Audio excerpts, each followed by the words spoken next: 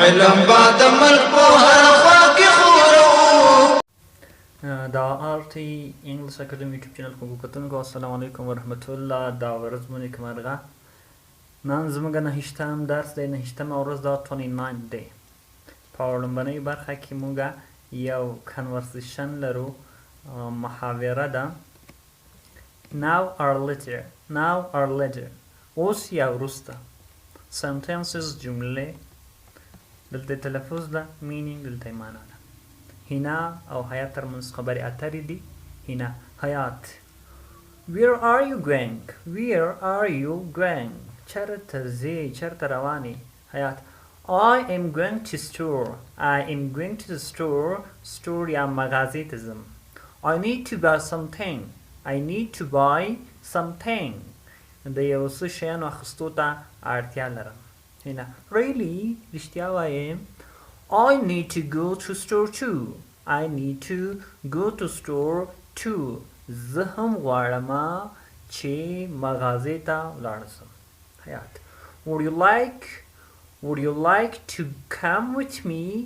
you like to come with me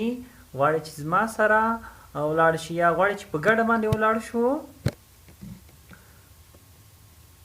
هنا یا و let's go راځه چې ځو together یو ځای let's go together راځه چې یو ځای لاړ شو حیات would you like to go now or later ایا ته غواړې چې لاړ شو now اوس or later یا لږ وروسته یا لږ ناوخته اوس ځو که لږ ناوخته ځو هنا now همدا اوس نغده اراده حیات what څه هنا now would be better که اوس لاړ شو دا به ښه وي حیات اوکې سعیدو let's go ارڅه چې ځو let's go راځه چې ځو هنا should we walk علم سایلنت ده دلته هم ال سایلنت ده که نه دا خو مونږ ویلو should we walk په پښو باندې ځو باید په پښو لاړ شو قدم وهو حیات ورته وایي چې نه it's too far دا ډېر لرې ده it's too far ډېر لرې ده چې شی مغازه دکان let's drive راځه چې موټر کې ولاړ سو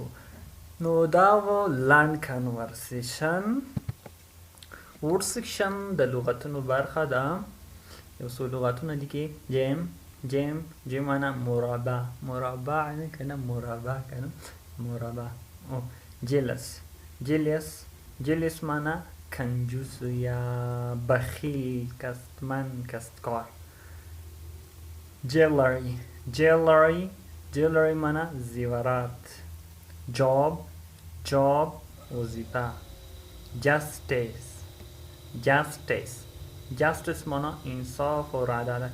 جاک معنا توکا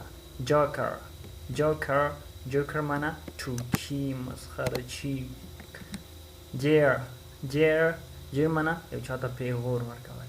جابلس معنا وزګار بېدندې بې وظیفې جوین معنا یو ځای کول نو دا و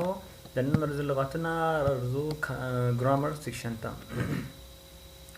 grammar section د ګرامر برخه exclamatory sentences ندایه جملې کوم جملو ته وایي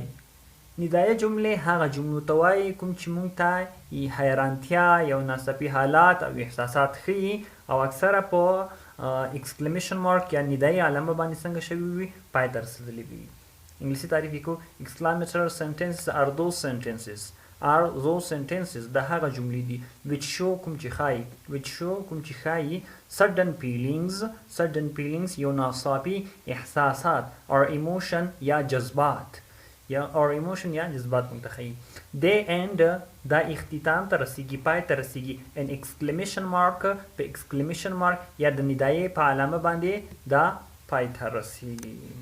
هغه جملې دي چې ناڅاپي حیرانتیا او احساس ښیي او په اخره کې د ندایې په علامې پای ته رسیږي as following structures د لاندې جوړښتونه یې د structure یې دي چې په دې په واسطه باندې مونږه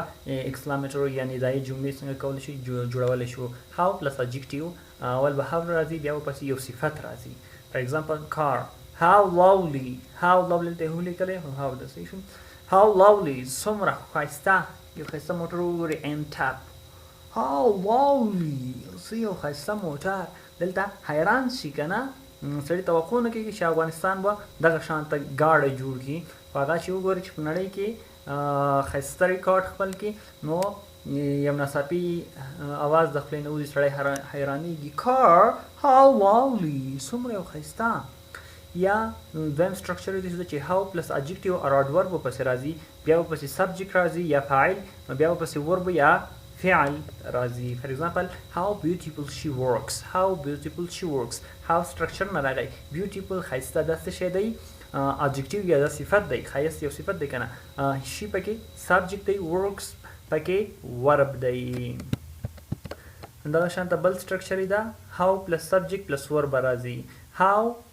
د سټرکچر نه how you have grown how پکې سټرکچر نه راغی یو پکې سبجیکټ شو او grown پکې چې شو have grown دا پکې ورب شو همدغه شانته بل سټرکچر دا what به راځي or an adjective singular noun ورپسې راځي for example what a nice car what سټرکچر نشو سټرکچر نشو nice adjective شو car پکې څنګه شو singular noun دی مفرد اسم دی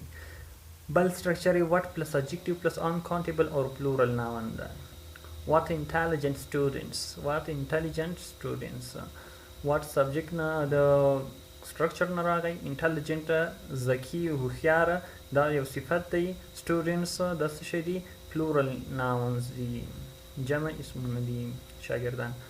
همدغه شانته وروستنی سټرکچر such به وي plus a or an یا adjective or plus singular noun for example he is such a nice teacher he پکې such پکې سټرکچر نه راغی a پکې سټرکچر نه راغی nice پکې adjective شو teacher پکې singular noun شو دغه یو څو طریقې دي چې دې په واسطه باندې موږ exclamatory or ندایه جملې سوځولی شو جوړولی شو دویمه برخه کې appetitive sentence د appetitive sentence ارزویي یا طلبي جمله ده نوم یې څنګه ښکاري دا موږ د یو چا طلب د یو چا ارزو د یو چا هیله موږ ته ښیي که چا appetitive sentence کومې جملې دي ورته وایي چې موږ ته د یو چا هیله یا ارزو ښیي appetitive sentence is a sentence د یوه جمله ده that express کوم چې تشریح کوي کوم چې موږ ته واضح کوي څرګندوي prayers دعاګانې یا هیلې or wishes او ارزوګانې prayers or wishes هیله او دعاګانې موږ ته څنګه کوي څرګندوي د یو چا هیله د یو چا ارزو موږ ته څرګندوي God bless you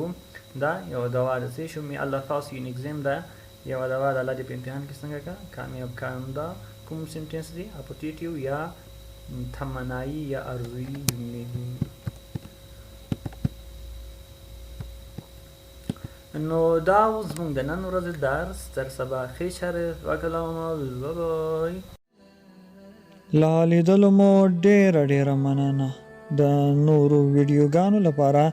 زموږ یوټیوب چینل در سره سبسکرایب کړئ